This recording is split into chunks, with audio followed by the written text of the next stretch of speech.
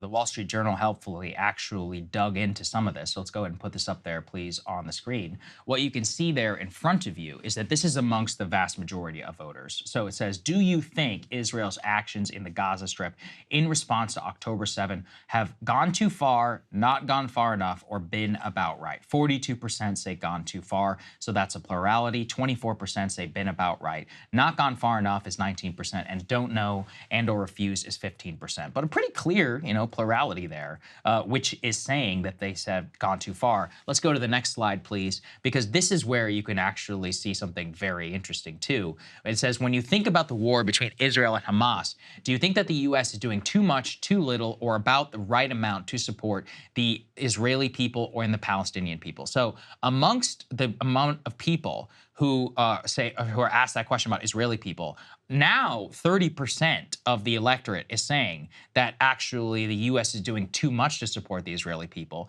25% say too little. 32% say about the right amount. So a significant 8% increase since December of 2023, whenever you're asked whether you're doing too much or too little. Now, when you flip it, you can see the exact same rise in the amount of people who now say that the U.S. is doing too little to support the Palestinian people. Only 24% say that they are doing too much, but 33% say too little, 25% say that they are doing about the right amount. And then the don't know number is roughly, 17, 15% or whatever across both demographics. I think when you combine those two things, you can see a clear trend line.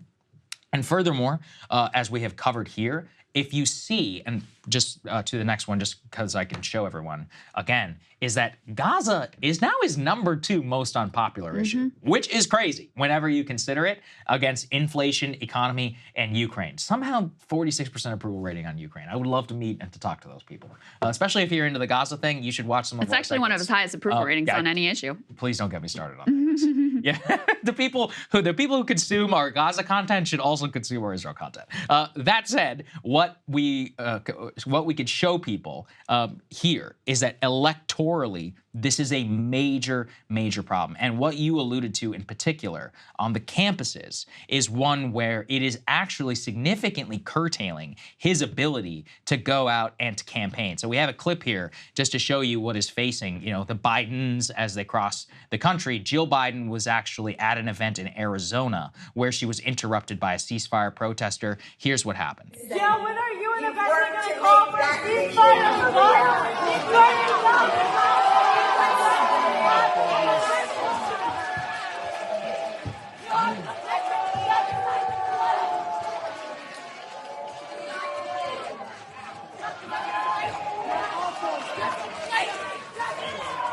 So that's what's awaiting Biden on college campuses. And Krystal, you flagged this report, which you can put up there and you could react to, is, quote, how Biden aides are trying to shield the president from protests where a Democratic president, Krystal, is unable to go on college campuses. Incredible. Yeah. So they say they're taking increasingly extraordinary steps to minimize disruptions from pro-Palestinian protests at his events. They're making them smaller.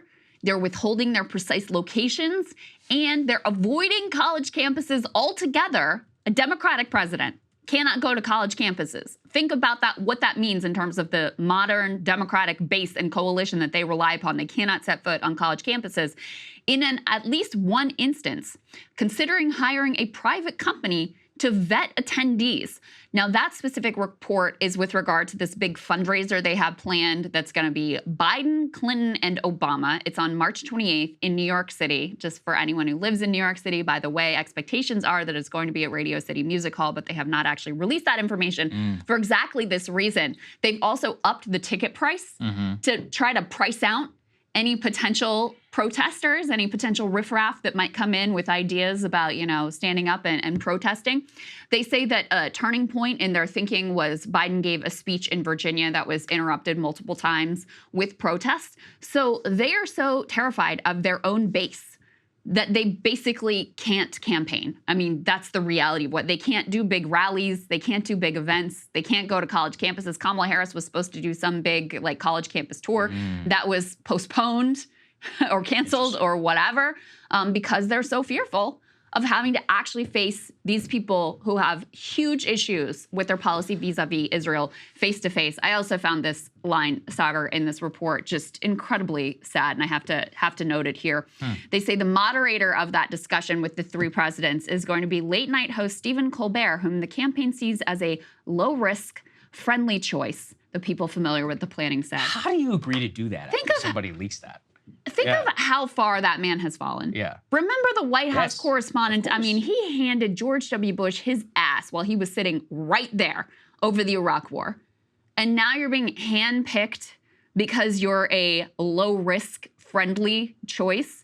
That is so sad. I cannot, as someone who used to love the Colbert Report, Me too. that is like the saddest fall I can possibly imagine. So that's where we are. But I wanted to highlight one other thing from the polls, especially the polling we put up earlier from the Wall Street Journal about Israel. Basically, young people in the Democratic coalition have won the argument in the Democratic Party about Israel. They found that there is no longer much of an age gap in the Democratic base with regards to how they view Israel and their conduct in the Gaza Strip. Some 40% of Democrats under age 40 said the U.S. was doing too much to help the Israeli people, compared with 33% of Democrats age 40 and older. So a 7-point difference. But back in December, that gap was 24 points. Maybe even more telling. Among Democrats age 40 and older, 71% said Israel had gone too far in responding to Hamas. That is identical to the share of Democrats under age 40. So, originally the Biden view was like, oh, none of this is going to matter. People are going to get over it by Election Day. Then the view was, well, we're going to have to find some suburban women to overcome the Arab American opposition in the state of Michigan. Now the cope is like, well, it's just Arab Americans, Muslim Americans, and young people, which is kind of a large part of your base.